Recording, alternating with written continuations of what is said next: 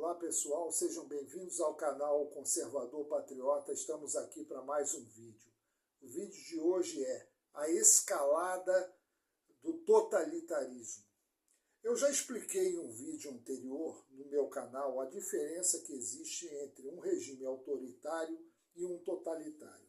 Expliquei que no regime totalitário o Estado se torna uma entidade superior a tudo e a todos, e que por isso o cidadão passa a ser um verdadeiro escravo desse Estado. Tendo ele poder legal de confiscar propriedades, proibir cultos religiosos e associações, censurar, controlar a mídia, redes sociais e inclusive se impor perante a vida privada dos cidadãos. No totalitarismo não existe vida privada. O cidadão pertence ao Estado, assim como seus filhos, sua esposa, seus parentes, amigos, etc. Toda ideologia coletivista, ou seja, que coloca o cidadão em segundo plano e a coletividade em primeiro, é totalitária.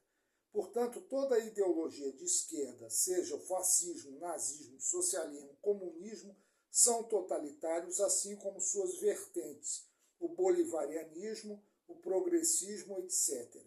O que varia é o grau de interferência na economia e na vida privada do cidadão. Sendo o comunismo e suas vertentes, bolivarianismo e progressismo, o mais totalitário e invasivo de todos.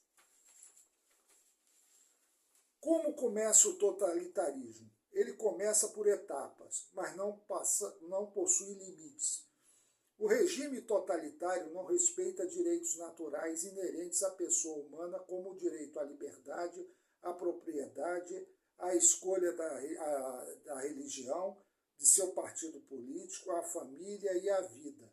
Para esses regimes, a ideologia está acima desses direitos. O partido único prevalece como um Deus acima do Estado, onde todos devem adorar e obedecer, e o Estado, com seus órgãos e poderes, passa a ser um instrumento utilizado para o cumprimento das estratégias, diretrizes, objetivos e metas impostas pelo partido. Então vamos à primeira etapa: violação do direito à liberdade, regulação das mídias e redes sociais, proibição de opiniões contrárias ao governo, censura de jornais, revistas, livros, emissoras e programas de televisão, peças de teatro, literatura, etc.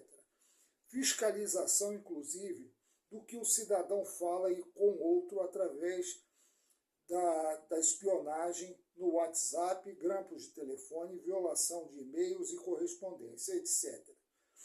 Prisões sem amparo legal e sem o devido processo legal e sem fundamentação. Também existe nessa fase, que é o que nós estamos vendo. É o que o desgoverno do PT, junto com o STF, querem fazer através da PL 2630. Paralelo a isso, há a criação do aparato repressor e a perseguição e eliminação de opositores.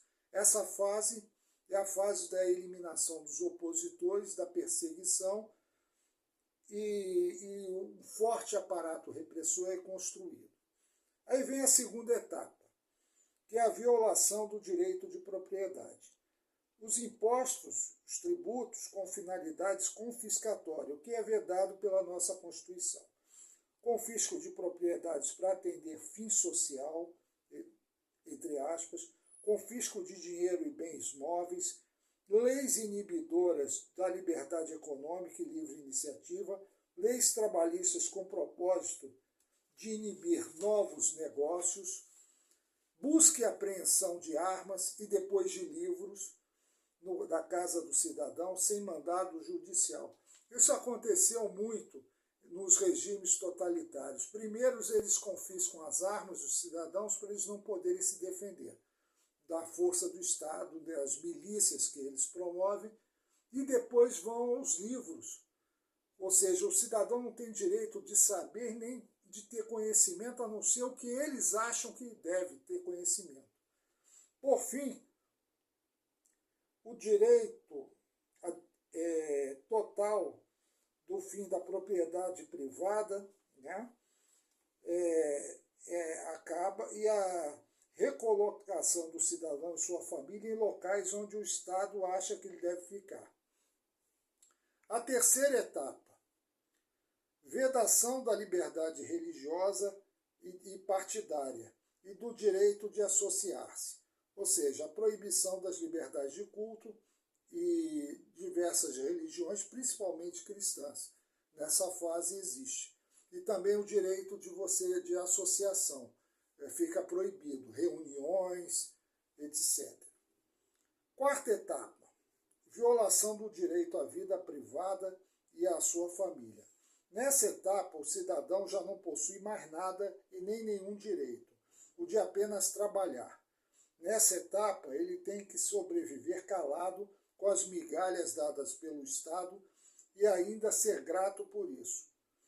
O cidadão já não tem direito mais ao seu corpo e a escolher onde e em que ele quer trabalhar. O Estado escolhe por ele. A sua família poderá ser desintegrada caso interesse ao Estado. Pais e filhos não pertencem à família, mas ao Estado. Sua esposa pode servir ao Estado em um lugar distante do marido e dos filhos. É um exemplo. Além dos exemplos relatados pelas vítimas dos regimes comunistas, nós vimos recentemente na China a política do Covid-0 que separou famílias colocando-as em campos de concentração. Quinta etapa, violação do direito à vida e à integridade física. Nesses regimes, as torturas e prisões com penas longas são comuns. Não existe acusação formal, nem o devido processo legal, nem direitos e garantias. Qualquer um que for delatado passa a ser culpado até prova em contrário, ou seja, o indivíduo que for delatado por seu vizinho, por exemplo, torna-se inimigo do Estado e ele próprio tem que provar sua inocência, o que é impossível. Se for condenado nos diversos tribunais de exceção, ele poderá sofrer até pena de morte e seu corpo poderá servir para a venda de órgãos. É o que existe na China. Esses regimes totalitários começam perseguindo e destruindo seus opositores, depois passam a agir sobre o cidadão comum, após o cidadão comum, aos membros servidores públicos, empregados estatais e paraestatais e, por fim, do partido e na sua própria cúpula do governo. Quer dizer, existe uma autofagia dentro desses regimes. Os primeiros vão contra os opositores, depois o cidadão comum e depois dentro do próprio aparelho estatal e até dentro da cúpula do governo e do partido. Quem estudou história das revoluções, sobretudo as revoluções comunistas, verá esse fato curioso, que muitos desses revolucionários radicais são eliminados ao longo do tempo. Alguns que pertenciam à alta cúpula caem em desgraça e simplesmente desaparecem. Joseph Stalin foi o maior assassino de comunistas de toda a história. Além de eliminar a maioria dos seus ex-camaradas revolucionários, ele eliminou também seus colaboradores mais próximos, substituindo por seus mais psicopatas e cruéis colaboradores. O comando da NKVD, que depois virou KGB e hoje é FSB, ou seja, o Serviço de Informação da ex-União Soviética, foi do Yagoda, depois passou para o Yezhov e, por fim, o Laurent Beria, que foi executado por Nikita Khrushchev após a morte de Stalin. Quer dizer, ele vai eliminando. Se desconfiar qualquer coisa, elimina até os seus braços direitos. Ou seja, ninguém está seguro em nenhuma posição no totalitarismo. Ou seja, qualquer regime totalitário, ninguém está seguro. É um regime que o medo e a paranoia persistem na sociedade. Você tem medo de ser delatado, você é cobrado para delatar, inclusive seus parentes, porque uma delação, às vezes, equivale a um cargo, um pouco mais de alimento para você, um cômodo mais confortável. É assim que funciona esses regimes totalitários, sobretudo o comunismo. Então, nós ou vamos deter essa escalada que está acontecendo no Brasil, ou seja, o povo pressiona o Congresso, vai às ruas e para com esse fingimento de que nada está acontecendo, sai desse comodismo e desse medo que existe e parte para um confronto realmente, indo às ruas e pedindo o fim desse desgoverno, exigindo o fim desse desgoverno, nós vamos caminhar para isso, que é o que está acontecendo. É o que está acontecendo. Com Lula ou sem Lula, eles estão caminhando para um regime totalitário, ou nos moldes da Venezuela, ou nos moldes da nova ordem mundial. Mas é isso que vai acontecer se não tomarmos uma providência agora.